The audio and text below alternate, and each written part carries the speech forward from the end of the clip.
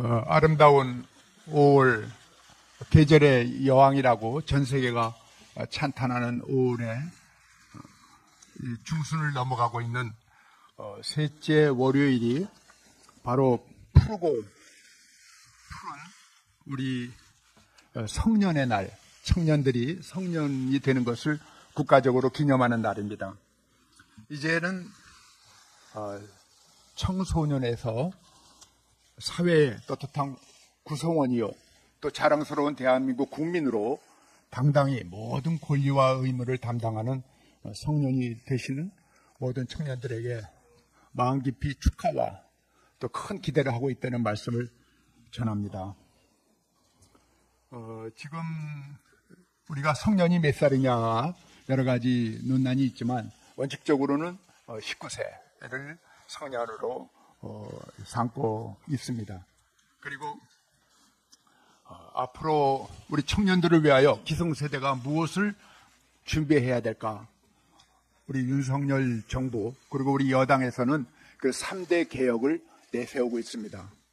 교육개혁, 말할 것도 없는 우리 청소년들이 성년에 이르고 또 성년 이후에도 취업과 인생을 펼쳐나가는 데 있어서 가장 중요한 요소가 교육이기 때문에 우리나라의 그야말로 근간을 이루는 이 교육제도에 대한 미래지향적인 개혁이야말로 참으로 중요합니다. 연금개혁, 말할 것도 없이 2055년이면은 고갈될 위험에 처해 있기 때문에 우리는 반드시 우리 기성세대가 보다 많이 부담하고 젊은 세대는 어깨를 가볍게 해드리는 연금개혁을 우리가 마쳐야 하겠습니다. 노동개혁 또한 이 취업 전선에서 가장 큰 관심을 갖고 있는 우리 청소년이 성년이 되었을 때 갖는 관심의 핵심이기 때문에 노동개혁까지도 말끔히 맞춰서 이 3대 개혁을 우리가 성년되는 우리 젊은 분들에게 선사하고 싶습니다. 모든 국민들과 함께 우리 당은 정부의 이 3대 개혁이 완수되도록 최선을 다하겠습니다.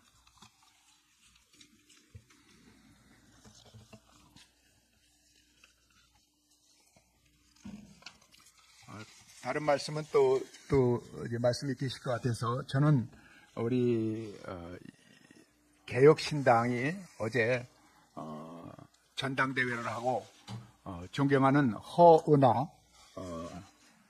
당대표를 선출한 것에 대해서 마음 깊이 축하를 드립니다. 우리 정당법에는 다당제에 문이 열려져 있고 또 비례대표 제도를 통해서 국민이 다양한 의견을 정당으로 수렴할 수 있도록 준비되어 있습니다. 개혁신당이 그들이 뜻하는 바 그대로 개혁적인 새로운 정당으로 국민의 사랑을 받기를 기대하며 또 자유시장 경제 그리고 자유민주주의 신장에서 앞으로 미래 세대를 대변하는 귀한 정당으로 성장하시고 또 우리 국민의힘과는 모든 면에서 연대하며 함께 발맞춰 나갔으면 합니다.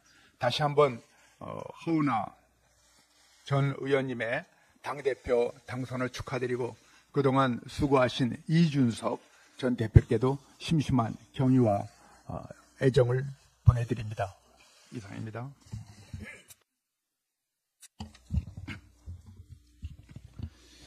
예, 최근 해외 직구 규제 논란과 관련하여 한 말씀 드리겠습니다.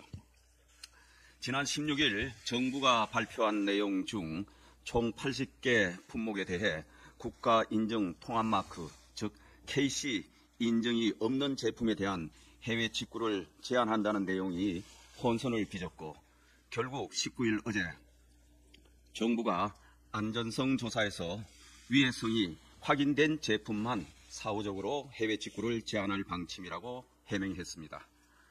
뒤늦었지만 다행스럽게 생각합니다.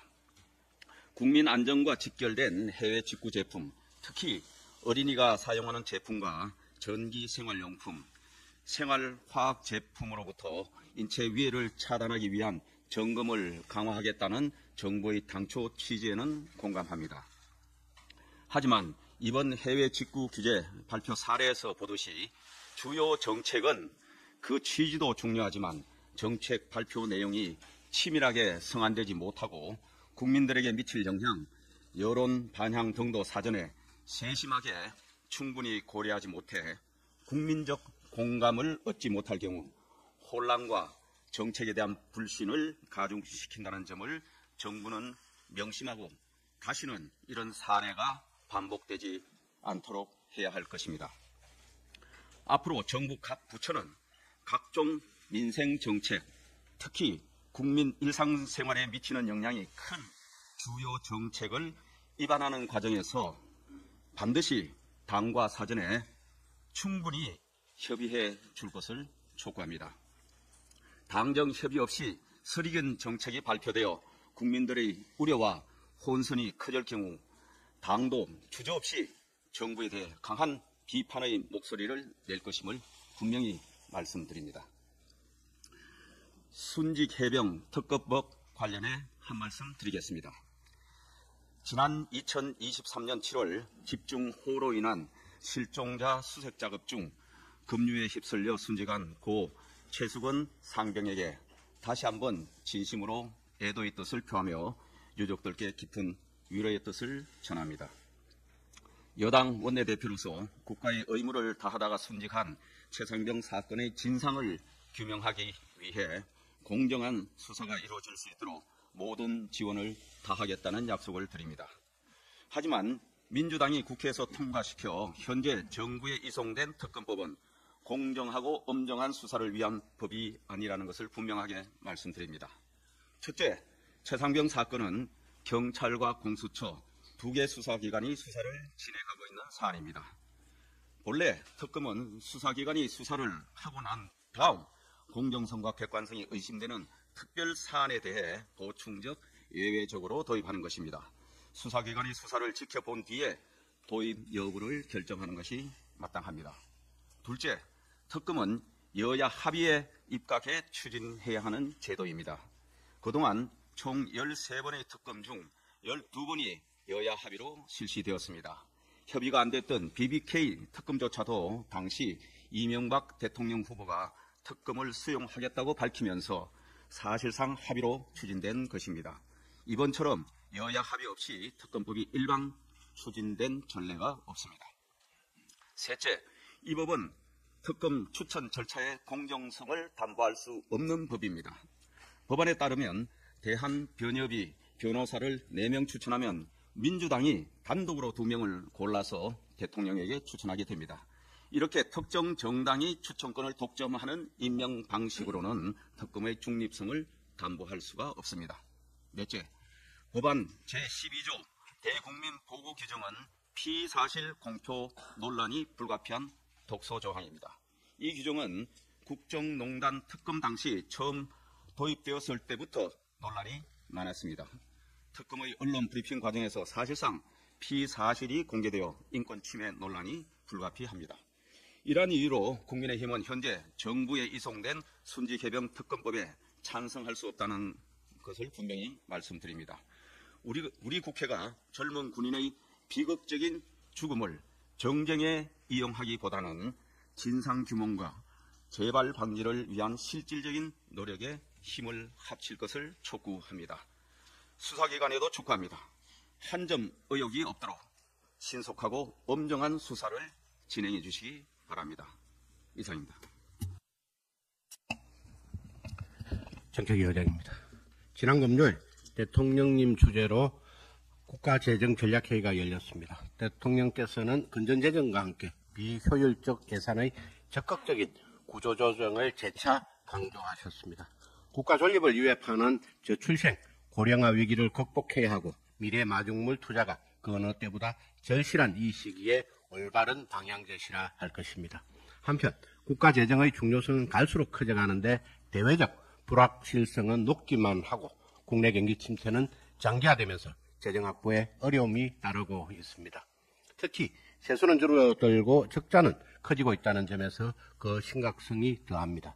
지난해 국채 수입은 56조 4천억 원이 덜 거치며 사상 최대를 기록했습니다.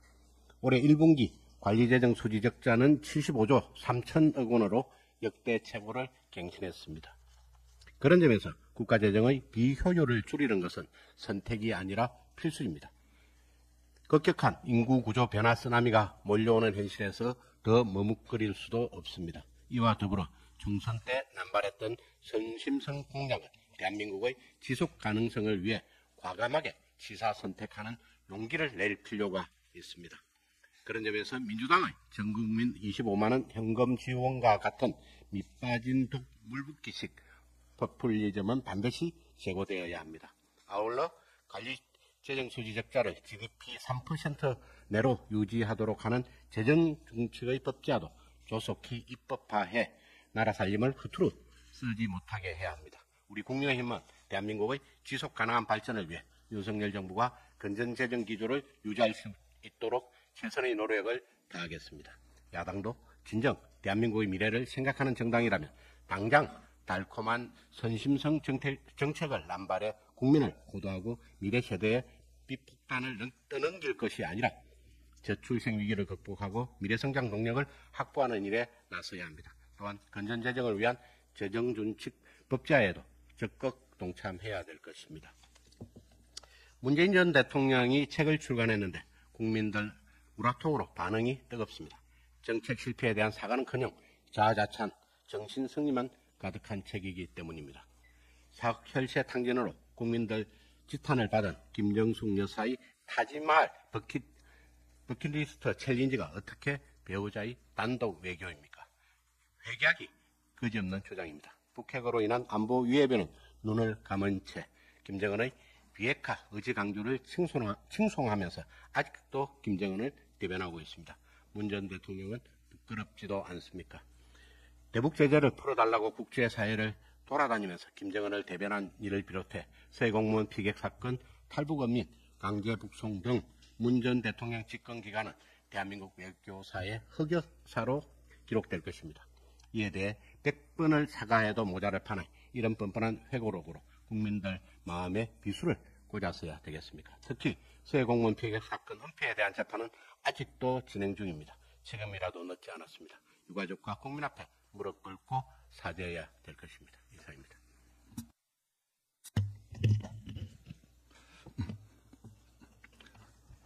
예, 최근 민주당 일각에서 제기된 김경수 전 경남지사의 복권과 관련해서 말씀드리고자 합니다.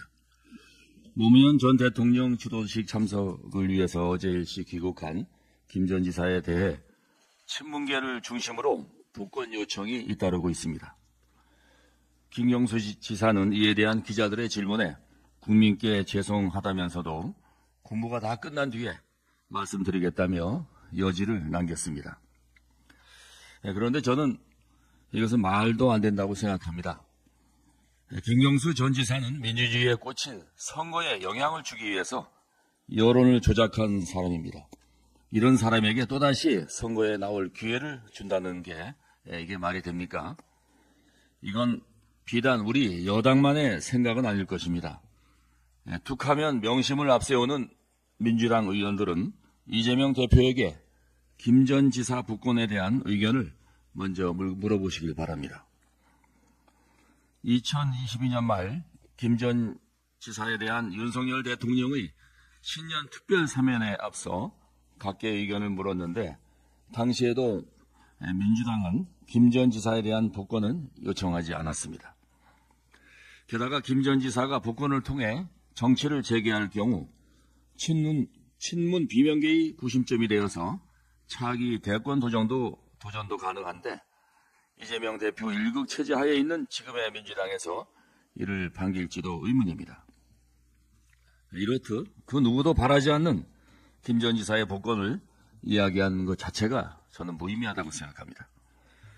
김 전 지사는 민주주의의 근간을 붕괴시킨 드루킹 댓글 사건의 주범으로서 먼저 자신의 잘못을 인정하고 국민께 용서부터 구해야 할 것입니다.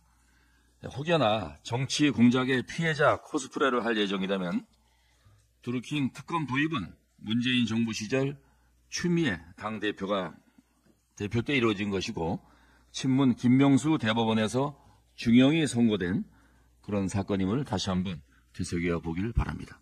이상입니다.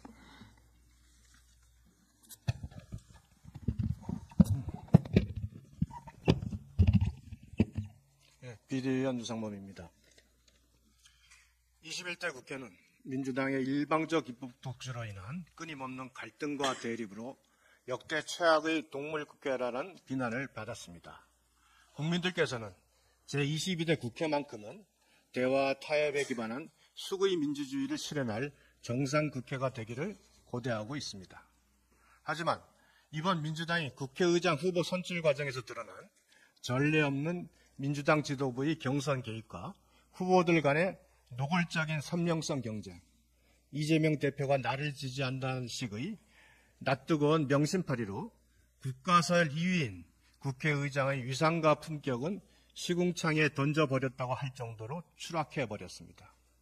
거기에 대해 국회의장 후보로 선출된 우원식 의원은 지난 18일 국회 법사위는 법률방탄, 운영위는 용산방탄 노릇을 해왔다며 사실상 민주당이 일방 독주하는 편에 함께 서서 제22대 국회를 운영하겠다는 의사를 내비쳤습니다. 원 구성에 대해서도 여야가 합치하지 않으면 기다리지 않고 직권상정하겠다는 의지를 거리낌 없이 드러내며 국회법이 정한 당직 보유 금지의 취지, 사회자와 조종자로서의 중립 의무를 벌써부터 전면 부정하는 듯이 나서고 있습니다. 우원식 의원의 발언은 박찬대 원내대표에 이어 국회의장 후보까지 나서서 제22대 국회를 21대보다 더한 갈등과 투쟁, 구태 선동정치, 망국적 입법 독재가 판치는 그야말로 싸움판, 난장판으로 전락시키겠다고 예고하는 것과 다름없습니다. 민주당이 국민의힘과 윤석열 정부가 반대하는 각종 법률을 일방적으로 제정하고 대통령의 제2요구권 행사가 반복된다면 국정혼란은 명약관화해질 것입니다. 국가적으로도 불행이며 의회에 대한 국민 불신만 더욱 가중시킬 것이 자명합니다. 여야의 극한 대립 속에 그나마 갈등을 중재하고 타협과 합의, 정치 복원을 통해 국회에 대한 국민 신뢰를 회복할 수 있는 유일한 사람은 국회의장이라는 것을 우원식 의원도 잘 알고 있을 것입니다. 민주당만의 국회의장, 개딸들만의 국회의장이 아닌 합리적 조정자, 중재자로서 존중받는 국회의장으로서의 역할을 해주기를 국민의 이름으로 요청합니다.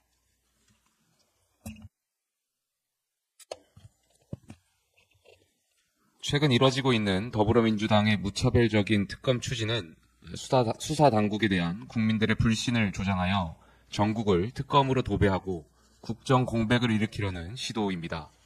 그리고 특검의 목표는 자신들의 사법 리스크를 중단시켜 입법과 행정을 모두 장악하려는 것입니다. 특검만이 옳고 나머진 모두 틀렸다라고 외치는 민주당의 이면에는 이러한 특검, 정권 장악, 사법 리스크 회피라는 절대 노선이 그려져 있습니다. 국민의힘은 이러한 민주당의 정략적 시도에 일치 단결해서 단호히 맞설 준비가 되어 있습니다. 그러나 국민의힘이 민주주의와 법치를 수호할 동력과 힘을 얻기 위해서는 검찰과 공수처 등 수사 당국이 국민들로부터 온전한 신뢰를 회복하는 과정이 선행되어야 합니다. 검찰과 공수처, 경찰 등 수사의 주체부터 공정한 법치에 본체로 바로 서야만 국민들이 국민의힘의 뜻과 방향을 지지해 주실 것이기 때문입니다. 전국이 특검으로 도배되면 대한민국 검찰은 건국 이래 최대의 존재 위기를 맞게 될 것입니다. 야당이 정략적으로 특검을 악용하지 않도록 검찰과 경찰, 공수처 등 수사 당국은 어떠한 정파적 논리에 휘둘리지 말고 공정하고 엄정하게 모든 사안에 있어서 철저한 수사를 진행해 주십시오. 야당의 특검, 탄핵병을 이길 수 있는 힘은 오로지 국민의 신뢰를 받는 것에서 나옵니다. 국민의힘은 국민과 함께 이 위기를 돌파하고 승리하겠습니다. 감사합니다.